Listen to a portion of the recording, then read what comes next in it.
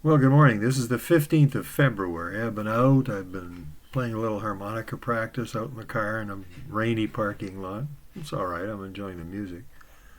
I was also reading a book, a poet I really enjoy. I've gotten back into heavy duty. His name is Billy Collins.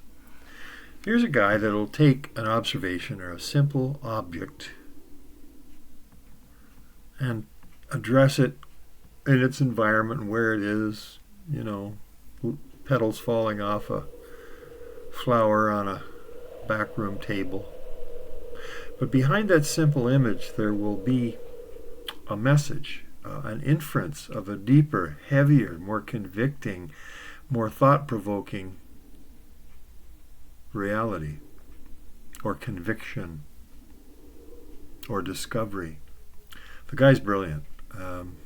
So I'm going to read a couple of his, and then I'm going to read one that I did in the vein of a Billy Collins, because he just had me really going about this style of writing. Free verse. Anyway, this one's called The Future. When I finally arrive there, and it will take many days and nights, I would like to believe others will be waiting, and might even want to know how it was.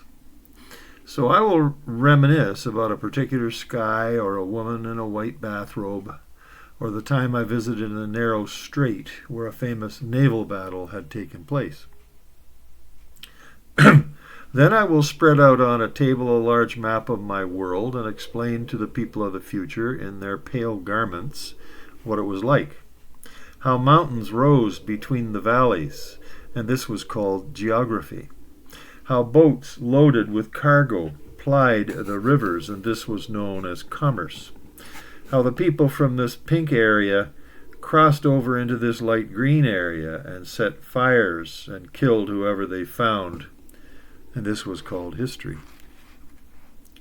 And they will listen, mild-eyed and silent, as more of them arrive to join the circle, like ripples moving toward, not away from, a stone tossed into a pond.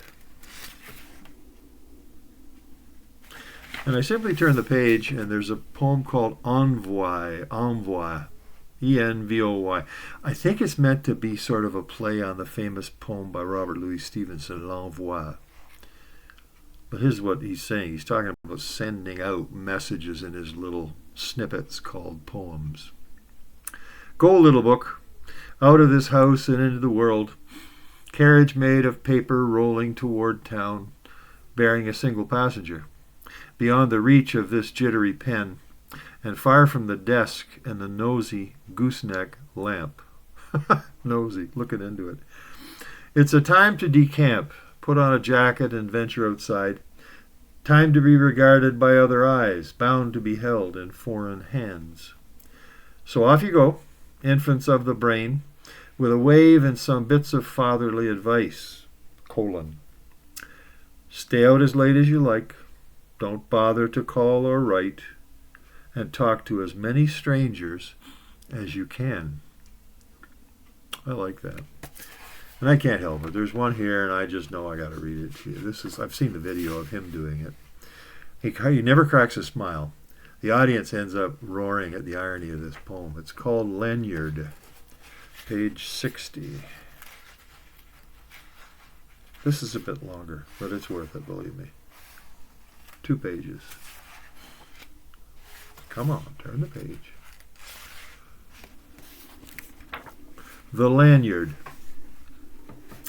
The other day, as I was ricocheting slowly off the pale blue walls of this room, bouncing from typewriter to piano, from bookshelf to an envelope lying on the floor, I found myself in the L section of the dictionary, where my eyes fell upon the word lanyard, Lanyard.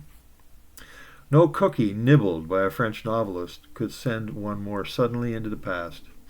A past where I sat at a workbench at a camp by a deep Adirondack lake, learning how to braid thin plastic strips into a lanyard, a gift from my mother. I had never seen anyone use a lanyard, or wear one, if that's what you did with them. But that did not keep me from crossing, strand over strand, again and again, until I had made a boxy red and white lanyard for my mother. She gave me life and milk from her breasts, and I gave her a lanyard. She nursed me in many a sick room, lifted teaspoons of medicine to my lips, set cold face cloths on my forehead, and then led me out into the airy light and taught me to walk and swim, and I in turn presented her with a lanyard. Here are thousands of meals, she said, and here's clothing and a good education, and here is your lanyard, I replied, which I made with a little help from a counselor. Here is a breathing body and a beating heart, strong legs, bones, and teeth, and 2 clear eyes to read the world, she whispered, and here, I said, is the lanyard I made at camp. And here I wish to say to her now, as a smaller gift, not the archaic truth that you can never repay your mother, but the rueful admission that when she took the 2-tone lanyard from my hands, I was as sure as a boy could be that this useless, worthless thing I wove out of boredom would be enough to make us even. Now, look out. Here's one that I did, and it just came to me whimsically sitting in a coffee shop reading some of this book. Fine, here, I need another couple minutes, just a couple. This will be the last one. The title is Droppings. I've seen some slight, flattish, mid-brown, blanketed by 2 tissue grabbings, smallish, left unflushed hurriedly, as if the point of origin could not get rid of same without indignity, embarrassment, anal in worries.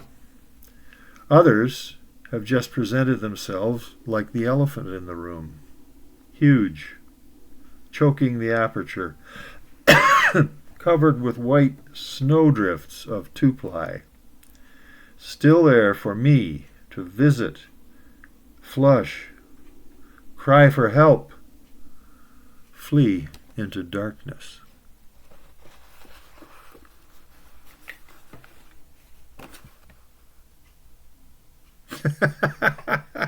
Have a good day. Doug Blair, Kitchener, Ontario.